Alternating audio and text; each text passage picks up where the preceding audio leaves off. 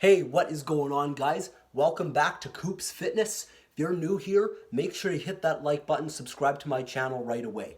So in this video, I want to talk about progressive overload. It's one of the things I've talked about on my channel in the past, how to progressive overload, also on other platforms, how to do well in the gym when you're working out, trying to change yourself, trying to get bigger, trying to put on more muscle, get stronger, and everything like that.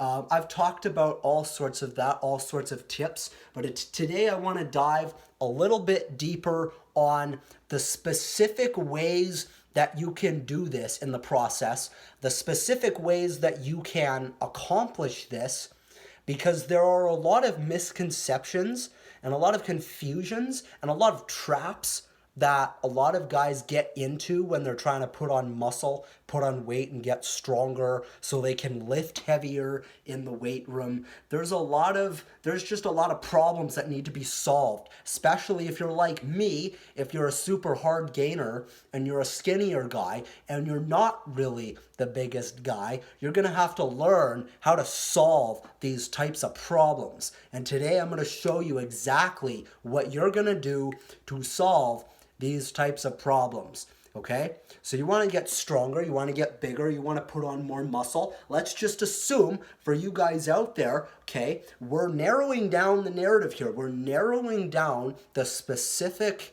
goal. This video is for guys who want to put on muscle, okay, who want to achieve that hypertrophy, that expansion of the muscle cells, or an increase in muscle fluid, okay? That's essentially what it is. Who want to get bigger muscle or who want to get stronger, who want to lift more weight. So around that, so with that being said, the number one thing we're going to have to consider, along with, of course, the right nutrition, with protein and everything, right? Getting the right protein and carbs, but training-wise, it's progressive overload, okay?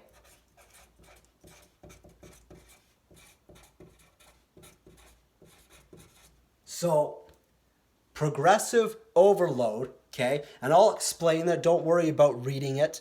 I'll explain everything so you don't have to worry about that, okay? So, progressive overload, right? So, essentially, to really break it down, what it means is that you're forcing your body to perform at a level that it is never used to, right? So you're essentially training harder than last time, in a nutshell, right? So if you lifted 5 pounds last week, you're going to lift 10 pounds. If you lifted 10 pounds last week, now you're going to lift 12 pounds, right? Now, here's the kicker, and this is exactly why I made the video. Pay attention. The reason why I made this, what I'm bringing up, okay, this is where people fall into the trap, is that because progressive overload is centered around getting stronger, and it normally refers to doing what it takes to getting stronger and building muscle and lifting heavier weight. This is the trap and the misconception people fall into, and they think that if they're not lifting heavier or they can't lift heavier, that they're fucked, basically.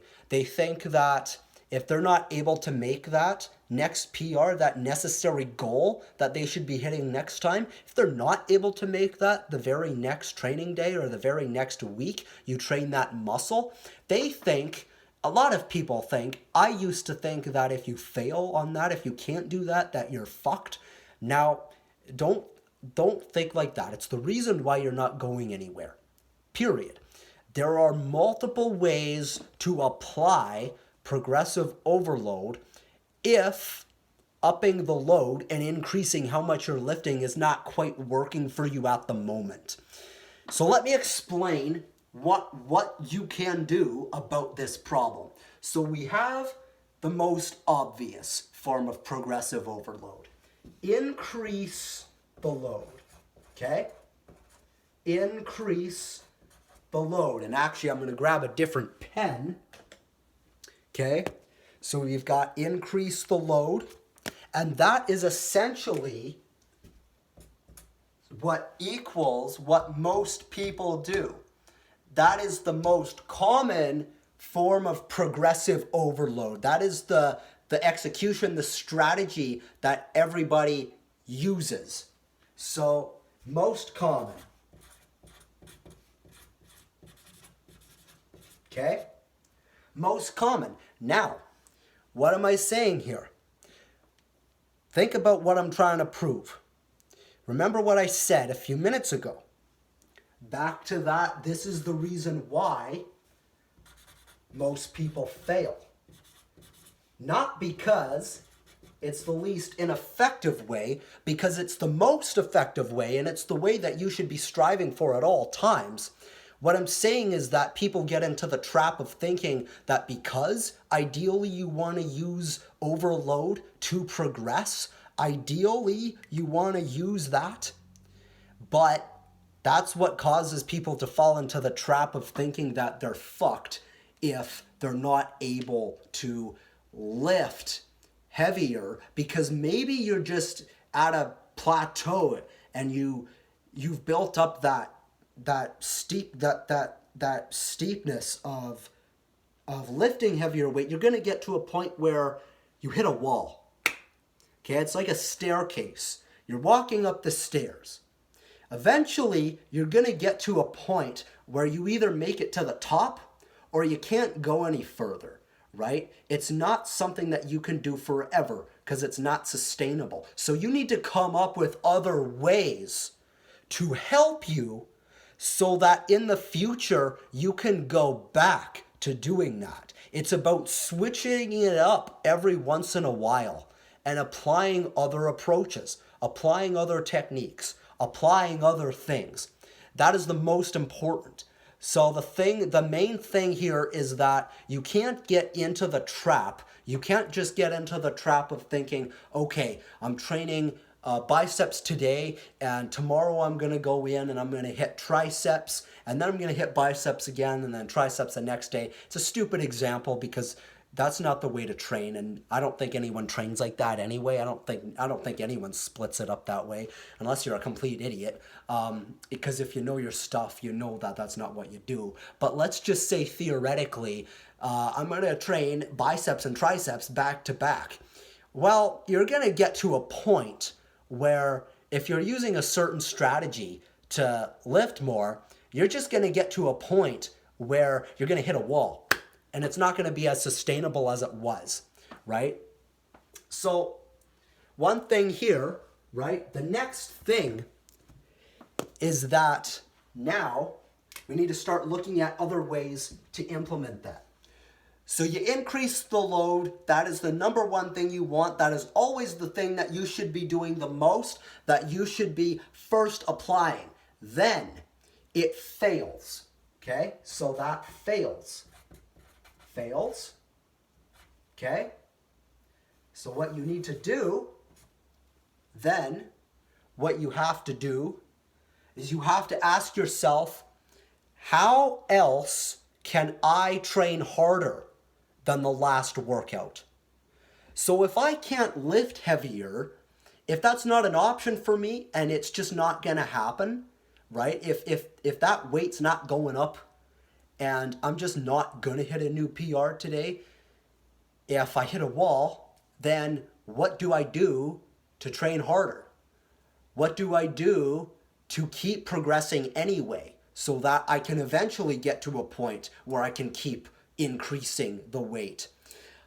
The answer is add more sets. Now, a lot of people disagree with this because they think more volume is bad. I know a lot of people don't like this approach. A lot of people don't like this approach of adding more volume. That what really pisses me off is people think that using the approach of too much volume is bad because it's too much volume. Listen up. Too much volume is only bad if it's actually too much volume. And what I mean by that is the combination of the reps and the sets to determine how much you're lifting overall, your overall volume.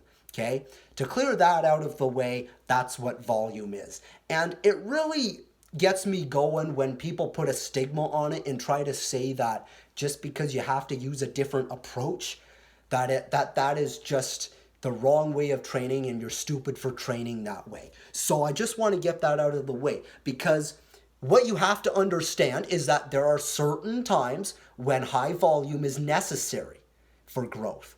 And there are certain times when you have to ask yourself, like, am I just training high volume and doing a lot of sets of my workouts because I'm lazy and I don't want to push hard enough in my sets?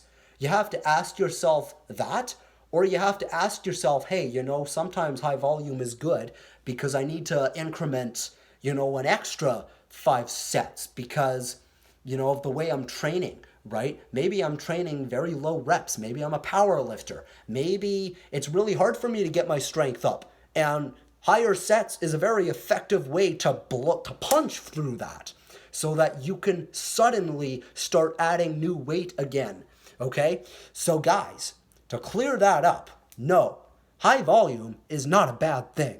Okay? Destroy that myth in the fitness industry.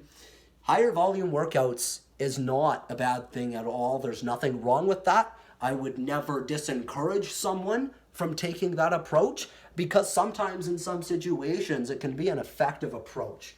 So we go a little bit higher volume, higher sets. All right? Higher volume, okay? Sets. All right? So that's one way you can do it. You can keep the same amount of weight on there.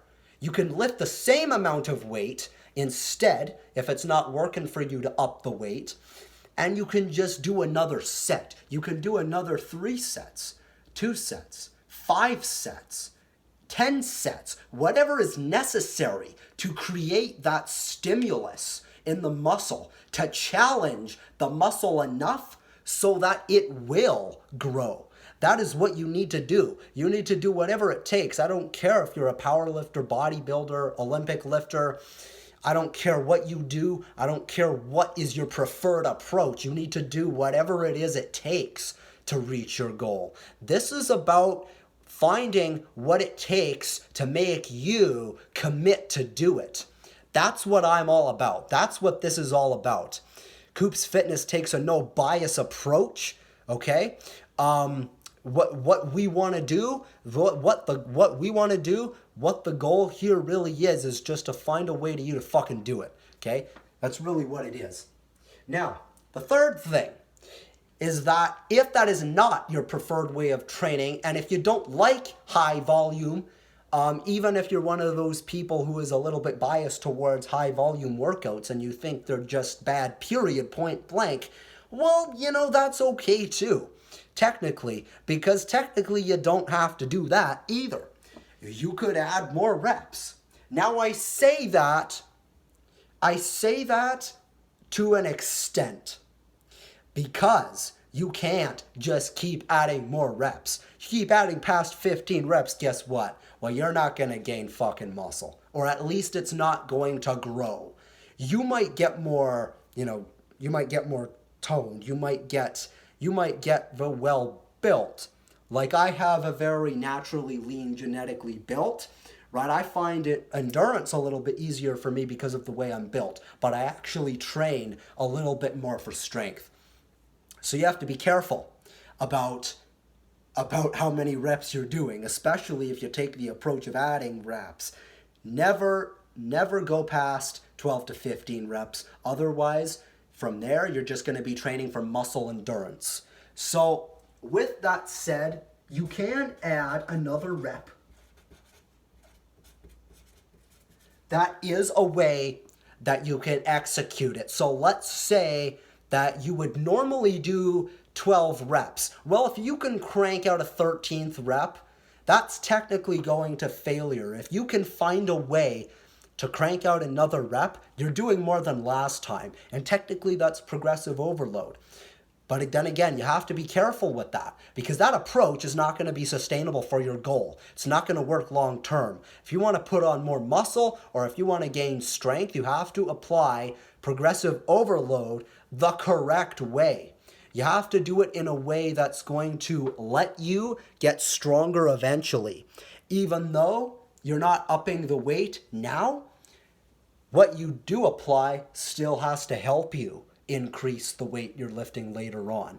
So more sets will do that, right? Because you're still lifting more, you're just not increasing, the weight that you're lifting, right? You're keeping the weight the same, but if you're doing it more, if you're doing more sets over and over and over again, you're increasing your volume. So that's like kind of like an indirect way of lifting more weight. It's lifting more weight, but it's doing it in an indirect way because you're not really lifting more weight. And so that's why sometimes when you program it with more sets, right? What I just talked about, that can be an effective way. And adding more reps, like I said, an effective to a certain extent because with building muscle, you want to work on the 6 to 12 rep range. Anywhere within there will be the best for building muscle. So that's a wide range, right? So that's why adding in a couple extra reps or even 10 reps, right? Because you have 12 reps to add. Think about it. 6 to 12, okay? You have 12 reps to add, right? You have 12 reps, right? As options, right? So that's a lot of reps to your disposal. So don't neglect that approach, especially when you've just started lifting a new weight for the first time and you're at 6 reps and that's all you can do. Bro, you have like so many more reps that you can add to help you with that, right? You have so many more reps that you can do. So, if I just went from let's say, I don't know, doing a 60-pound dumbbell goblet squat. Now I'm doing a goblet squat with a 65-pound dumbbell because I was able to increase that load. But now I'm finding that I'm no longer going to be able to lift heavier than 65. Let's just say I'm at that wall. I've hit a wall. I've hit a plateau, right? And I'm not able to increase the weight. Well, if you're doing it properly, first of all, you should be starting with as lower reps as possible where you can generate as much force. That way, your progression is kind of catered towards making room to progress before you're at that level where you can add weight, right? Start with low reps, the 6 rep range, work your way up until you can do 12 reps, and then you've built that level of competence where you're actually able to increase the weight. And that's what people miss all the time. They're just trying to constantly increase new weight. And that's why it doesn't really work out well for them, right? So essentially, understanding the key things is extremely important. So increasing the load, increasing the sets, adding another rep, okay? So load, sets, rep. Now let's talk about some of the things that are not as typical. Some of the non-typical things, like the less technical things, the less technical approaches. And what I mean by that is the how. How are you executing every single movement? How are you training? Well, if you're just doing your reps like this, then that could be why you're not seeing results in the first place. That could be why you're not getting stronger, right? So take a pause is what you're going to do. Take a pause or perform the reps slower. Take a pause. And when I say pause, I mean squeeze. I don't mean boop. No. I mean take it up there, squeeze, pause, contract the muscle, force it to burn. Actually take it up there and actually hold that resistance a little bit. So take a pause, right? Take a pause at the position of the rep or at the time of the rep where it's most challenging, right? The part of the rep that's the most challenging, that's when you take the pause. So take the pause or just go slower. Perform the rep slower. And by the way, when I should say that, I should address slower as in not here, because you're trying to get the weight up, right? If you're doing a bicep curl, you're trying to get the weight up. You're not going slower there because your goal is to get that weight up. But when you're going down, you're fighting gravity. So you want to just drop it. You want to just let it go. So fight that. That actually puts more growth on the muscle and provides more tension than most people think. It actually is more effective than the concentric phase when you're lifting it up. Remember that. So lower it down slower. Perform the reps better than you did last time. If you do those things right, then you will start to see micro changes little by little. And you will get better and better and better at training, and you will find that progression is just going to become way easier for you because it's going to be a lot more sustainable. So for the non-technical aspects, some of the non-technical strategies you can use, you can pause, you can go slower, add another rep. We talked about that. Increase the sets you're doing, right? More overall volume, right? And I should say volume is like kind of both, right? Sets and reps, because sets is reps in this case, because if you're doing another set, you're doing a bunch more reps. And that's what volume is. Your total amount of work that you're doing. That's what volume is. Volume is probably one of the most effective ways of progressive overload, because total volume refers to the amount of total work you're doing. And that actually is the amount of weight you're lifting when you think about it. Because if you're doing extra sets, you're doing extra reps, it means it is going to multiply, right? It does include the weight you're lifting on the bar, or however much you're lifting, because it includes how much weight you're lifting, how many sets you're doing, how many reps you're doing. But the main component is the sets. The sets is the biggest component. So amount of reps, amount of sets. Ideally, the goal is to get stronger. Never lose focus on what the goal is. The goal is still to get stronger, and the goal is to still lift heavier weight. With all this said, I want you guys to still remember what the goal is. The goal is still to get stronger, so the objective should still be to increase how much weight you're lifting.